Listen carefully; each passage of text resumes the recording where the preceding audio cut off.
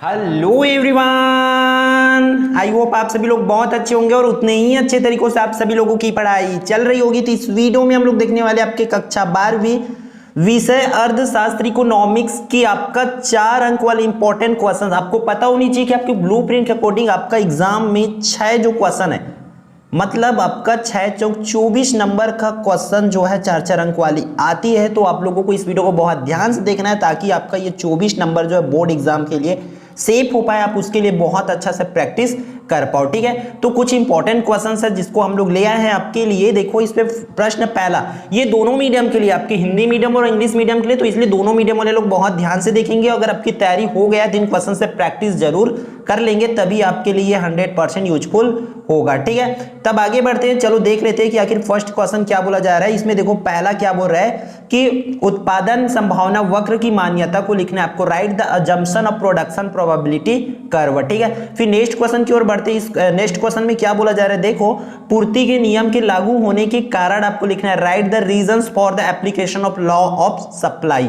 ठीक है, फिर आगे बढ़ते हैं, इस पर देख लेते हैं कि आगे हमारा क्वेश्चन नंबर 3 में क्या बोला जा रहा है। इंपॉर्टेंट क्वेश्चन आपका स्क्रीन पर है, देखो क्या बोल रहा है कि बेलोचदार पूर्ति को चित्र सहित समझाइए। डायग्राम आपको एक्सप्लेन कर लेना है। नेक्स्ट क्वेश्चन की ओर बढ़ते हैं, क्वेश्चन नंबर 4। इस पर क्या कहा जा रहा है कि दोहरी गणना से आप क्या समझते हो, उदाहरण सहित आपको समझाना है। What do you understand by double counting? Explain with examples। आपको इस एग्जाम्पल के साथ एक्सप्लेन कर लेना है। ठीक है, फिर आगे बढ़ते हैं आपको क्वेश्चन नंबर 5 की ओर। देखो इसमें क्या बोला जा रहा है कि निम्न जो है, निम्न सूचनांकों के आधार पर घरेलू उत्पाद एवं विशुद्ध घरेलू उत्पाद को ज्ञात करना है। यहाँ पर आंकड़ा दिया हुआ है जो कि करोड़ों में है। ठीक है, इस तरीके से, तो इसके हिसाब से आपको कैलकुलेशन जो है कर लेना है। ठीक है, फिर next and most important questions पर देखते हैं। क्वेश्चन नंबर 6, भारतीय रिजर्व बैंक की असफलता को लिखना है 4 नंबर के लिए आपको। ठीक है, फिर आपका भारतीय रिजर्व बैंक के वर्जित कार्य को लिखना है। देखो आपको एक चीज समझना पड़ेगा, 4 अंक वाली क्वेश्चन से अथवा में आएगा, मतलब इसमें से टोटल जितना भी क्वेश्चन बताया जाएगा उसमें से 12 क्वेश्चन आपको बोर्ड एग्जाम में देखने को मिल सकते हैं, इसलिए। और उस 12 में से आपको कितना बनाना है, 6 बनाना है। तो इन क्वेश्चंस का अच्छे से आप लोग प्रैक्टिस कर लेंगे। ठीक है, फिर आगे देखो इस पर क्या बोला जा रहा है कि नेक्स्ट, सार्वजनिक बैंक कितने प्रकार के होते हैं उसको लिखना है। भुगतान संतुलन क्या है, इसकी विशेषताएं आपको लिखना है। फिर प्रश्न क्रमांक 10वां, विनिमय दर के परिवर्तन के कोई 3 या 4 कारण आपको लिखना है। 4 नंबर वाली तो कम से कम 4 नंबर आप लोग 4 कारण जो है याद रखेंगे। ठीक है, नेक्स्ट क्वेश्चन, औसत लागत अवधारणा को आपको उदाहरण सहित समझाना है। ठीक है, explain the concept of average cost with example. ठीक है, फिर नेक्स्ट, सकल घरेलू उत्पाद और शुद्ध राष्ट्रीय उत्पाद में अंतर लिखना है। तो देखो right the difference between gross domestic product and net national product, इस पर आपको डिफरेंस लिखना है। क्लियर है, आगे बढ़ते प्रश्न क्रमांक 13 आपकी स्क्रीन पर है भाई। देखो केंद्रीय बैंक के कोई 4 कार्य को लिखना है। फिर नेक्स्ट, अधिविकर्ष और नगद साख में अंतर लिखना है। इसी तरीका का ही छोटा छोटा क्वेश्चन आपको 4 नंबर के लिए पूछा जाता है, तो इसलिए इन क्वेश्चन को बहुत ध्यान से कर लेंगे। ठीक है, फिर आगे बढ़ते आपका प्रश्न क्रमांक 15, योजना बजट एवं गैर योजना बजट को आपको एक्सप्लेन करना है। फिर विदेशी विनिमय दर के प्रकार को आपको लिखना है। उत्पादन संभावना वक्र की विशेषताएं आपको बताना है। फिर 18वां, उत्पादन संभावना वक्र दतोदर क्यों होता है, इस चीज को एक्सप्लेन करना है। Why is the production probability curve concave, इस चीज को आपको एक्सप्लेन कर लेना है। क्लियर है, फिर आगे बढ़ते प्रश्न क्रमांक 19, सीमांत लागत और औसत लागत। देखो इसी टाइप के अंतर वाले क्वेश्चन है जिसके आने की प्रोबेबिलिटी बहुत ज्यादा है, तो आप लोग इन क्वेश्चन को बहुत अच्छे से पढ़ लेंगे और समझते हुए करेंगे कि किसका आंसर किस टाइप से होगा। तो अगर हमको इससे रिलेटेड क्वेश्चंस पूछा जाएगा तो हमें कैसे करना है, इन चीजों को देख लेंगे। ठीक है, फिर इंपॉर्टेंट क्वेश्चंस की ओर बढ़ते हैं। प्रश्न क्रमांक 20, राष्ट्रीय और आय और निजी आय के बीच अंतर आपको स्पष्ट करना है। Difference between national income and private income पर बताना है। फिर 21, उत्पादन संभावना वक्र की मान्यताएं आपको लिखना है कोई 4। ठीक है, फिर नेक्स्ट, व्यष्टि एवं समृष्टि अर्थशास्त्र में अंतर आपको लिखना है, वो भी कोई 4 अंतर लिख लेना है। ठीक है, फिर नेक्स्ट बढ़ते हैं क्वेश्चन नंबर 23। तो लगभग हम लोग की जो इंपॉर्टेंट क्वेश्चंस की सीरीज है वो एंड की ओर पहुंचने वाली, तो आप लोग बहुत ध्यान से इन क्वेश्चंस की प्रैक्टिस जो है कर लेंगे। समय के आधार पर बाजार की कोई 4 प्रकार लिखना है। State 4 types of market on the basis of time. फिर नेक्स्ट, पूर्ण प्रतियोगिता बाजार की कोई 4 विशेषताएं लिखना है। State the characteristics of a perfectly competitive market.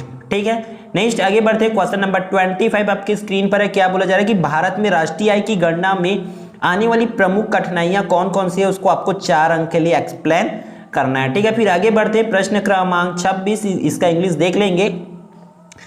क्या बोला जा रहा है कि भारत की राष्ट्रीय आय की वृद्धि हेतु आवश्यक आपको सुझाव देना है, वो भी कोई 4 सुझाव देना है। Give necessary suggestions for the increase of national income of India, any 4। ठीक है, फिर प्रश्न क्रमांक 27 क्या बोला जा रहा है कि प्रमाणिक मुद्रा एवं सांकेतिक मुद्रा में अंतर लिखना है, वो भी कोई 4। Right difference between real money and token money, any 4 आप इसको डिफरेंस लिखना है। फिर एक अच्छी मुद्रा पदार्थ के गुण लिखना है, वो भी कोई 4। इंग्लिश में देखिए तो इसकी क्वेश्चंस कैसे है, यानी 4 आपको क्या लिखना है, write the properties of good currency material. ठीक है, एक चीज और मैं आपको बता दूं कि ऑलरेडी हमने आपकी 1 मार्क्स 3 मार्क्स वाली इंपॉर्टेंट क्वेश्चंस जो है प्रोवाइड करा चुके हैं और ऑलरेडी ऑल सब्जेक्ट आपको प्रोवाइड कराया जाएगा। तो अगर आप लोग चैनल पर नए होंगे तो चैनल को सब्सक्राइब कर लो और यूजफुल लगे तो वीडियो को लाइक जरूर कर देंगे और अपने दोस्तों को शेयर जरूर करना ताकि उनकी भी हेल्प हो पाए हमारे इस चैनल के माध्यम से। ठीक है, नेक्स्ट क्वेश्चन, राजस्व व्यय एवं पूंजीगत व्यय में अंतर लिखना है, कोई 4 आपको अंतर दिखाना है। तो right the difference between revenue expenses and capital expenditure. ठीक है, इसको एक्सप्लेन करना है, यानी 4। फिर नेक्स्ट बढ़ते क्वेश्चन नंबर 30 की ओर। इसमें क्या बोल रहा है कि वास्तविक अर्थशास्त्र एवं आदर्शात्मक अर्थशास्त्र में आपको अंतर लिखना है, वो भी कोई 4। ठीक है, फिर नेक्स्ट बढ़ते हैं, आपका 35 ही क्वेश्चंस आपको करना है। इसके लिए 35 क्वेश्चंस इसलिए दिया गया क्योंकि 4 अंक वाली क्वेश्चंस है और इसमें जो देखो आपका क्वेश्चन है, बैंक की क्वेश्चन है, मॉडल पेपर की क्वेश्चंस है, इवन आपका प्रीवियस ईयर की क्वेश्चन पेपर है। तो इसको आपको कहीं भी बाहर जाना नहीं पड़ेगा, इसलिए इस क्वेश्चंस को अच्छे से आप लोग प्रैक्टिस करते चलिए। ठीक है, 31 में औसत स्थिर लागत वक्र कैसे दिखता है, यह ऐसा क्यों दिखता है, उसको एक्सप्लेन करना है। What does the average fixed cost curve look like, why does it look like, मतलब वो ऐसा क्यों दिखता है उसको एक्सप्लेन करना है। फिर किसी देश के कल्याण के निर्देशांक के रूप में सकल घरेलू उत्पाद की कुछ सीमाओं को आपको लिखना है। ठीक है, फिर क्वेश्चन नंबर 33 पर चलते हैं, व्यापारिक बैंकों के आधुनिक कार्य लिखना है, कोई 4। देखो बैंक हमने 3 बैंक के कार्य देख लिए, तो तीनों बैंक को आप लोग अच्छे से एक्सप्लेन कर लेना।